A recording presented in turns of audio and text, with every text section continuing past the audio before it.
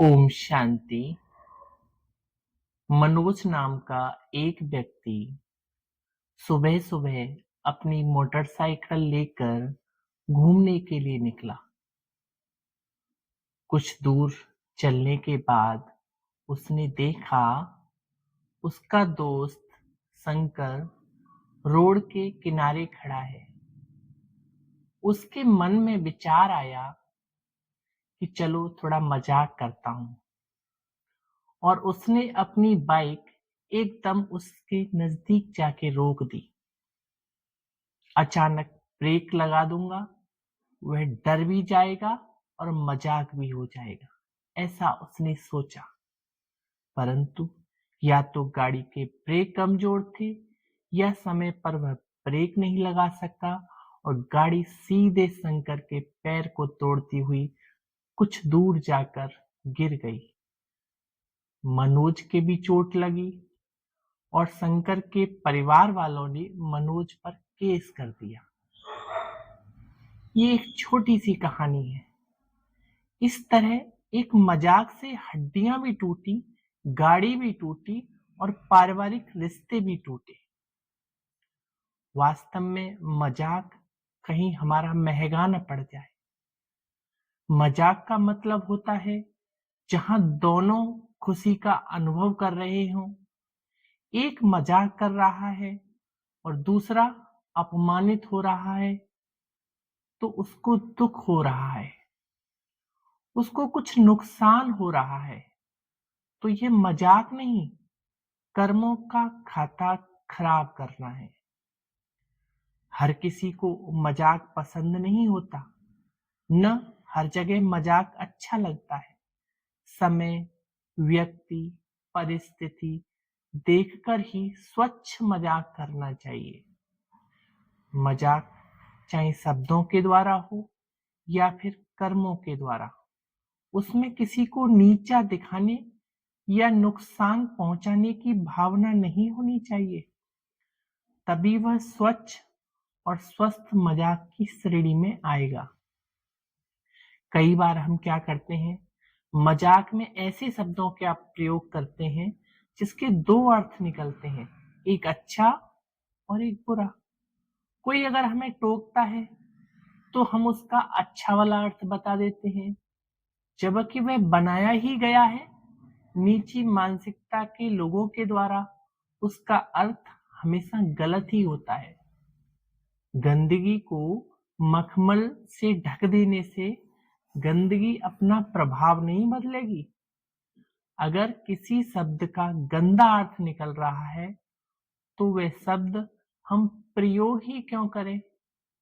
हिंदी इतनी अच्छी भाषा है, समृद्ध भाषा है, जो एक ही चीज के लिए कई शब्द बने हैं। हम उन अच्छे शब्दों का प्रयोग करें। किसी विपरीत लिंग के हाव भाव या शारीरिक बनावट को लेकर व्यंग कसना, ताना मारना, किसी भी विकार से संबंधित मजाक मजाक नहीं, लेकिन सीधा सीधा विकर्म है, जिसकी सजा है खुशी गायब हो जाना और मन अशांत हो जाना। बाबा भी कई बार मुरलियों में कहते हैं, मीठे बच्चे, ऐसा कोई मजाक न हो जिसमें विकारों की वायु हो। ऐसे मजाक न जाने कितने संबंध तोड़ दिए, कितनों को घायल कर दिया, कितनों को अपाहिज कर दिया, कितनों की जानें चली गई। एक बार एक भाई मेरे गले में पड़े मफलर को फंदा बनाकर मजाक मजाक में कसता चला गया। मैं अचेत होकर जमीन पर गिर गया। 5 मिनट के बाद मुझे होश आया। ऐसा लगा जैसे मैं नींद में चला गया था। वह भाई बहुत डर गया और उसने वायदा किया कि भविष्य में इस तरीके का मजाक नहीं करूंगा।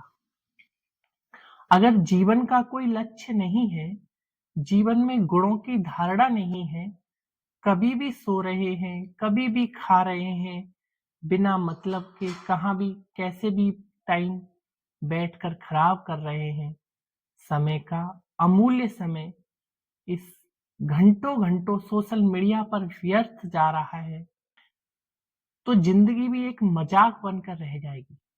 जिंदगी की सार्थकता इसी में है कि हम जीवन को श्रेष्ठ बनाएं व औरों को श्रेष्ठ जीवन जीने की प्रेरणा दें।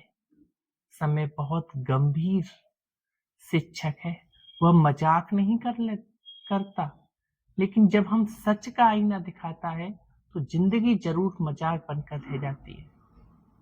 सड़क पर अनियंत्रित रूप से गाड़ी लहराकर चलाना, किसी को ओवरटेक करके आगे निकलना, चलते चलते किसी को धक्का देना, प्रकृति के तत्वों जैसे आग पानी से मजाक करना माना अपनी जान को जोखिम में डालना है। जानवरों के साथ मस्ती मजाक नहीं करनी चाहिए, वे मजाक नहीं समझते और कभी भी आपके ऊपर हमला कर सकते हैं।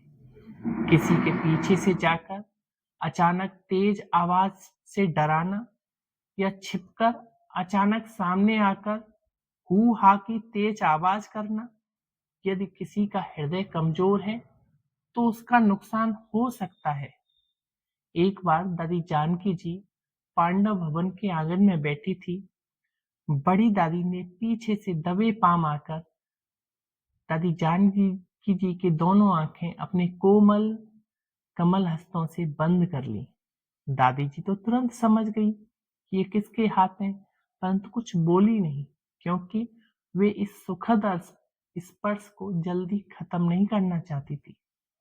कुछ देर बाद जानकी दादी बोली, दादी आप हो। बाप दादा भी हंसी कुड़ी करते हैं और रमणीकता में सारी सभा को हंसाते हैं। कहते हैं, बच्चे, माया ने तुमको अप्रैल फूल बना दिया है, जो तुम अपने को आत्मा के बजाय देह समझ बैठे हो। एक बार दादी जानकी जी के सिर पर चोट और पट्टी को देखकर बाप दादा ने कहा था, और ही खूबसूरत हो गई हो। इतना सुनकर सभी हंस पड़े, क्योंकि बाबा के शब्दों के पीछे असीम प्यार का सागर उमड़ता है। हमारी मजाक हो, अच्छी हो, बेहूदी मजाक न हो, कहीं मजाक करते करते इतना महंगा न पड़ जाए कि लेने के देने पड़ जाए।